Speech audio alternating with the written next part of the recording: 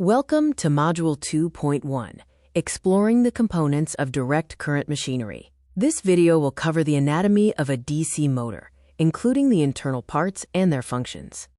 We begin by diving into the rotor assembly, the internal parts that translate electrical energy into mechanical motion.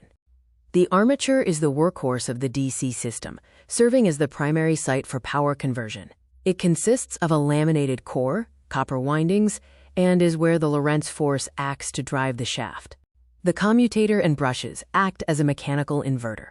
To maintain rotation, the current in the armature must flip every half turn. Brushes deliver power to the spinning commutator segments to facilitate this inversion. The magnetic field is generated using either permanent magnets in smaller motors or electromagnets in large industrial motors. Electromagnets allow for speed control and provide higher torque capability.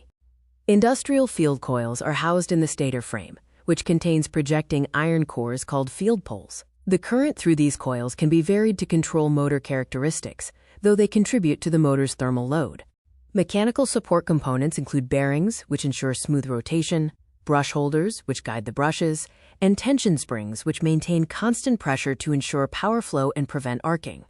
When looking at the efficiency versus load profile, most industrial DC motors are optimized for peak efficiency between 75% and 85% of full load. Proper maintenance is critical. This matrix outlines failure modes and maintenance actions for key components like brushes, the commutator, bearings, and the armature. A critical maintenance rule is the 1/3 replacement rule for brushes. Never allow carbon brushes to wear past 33% of their original height to prevent arcing and permanent mechanical damage.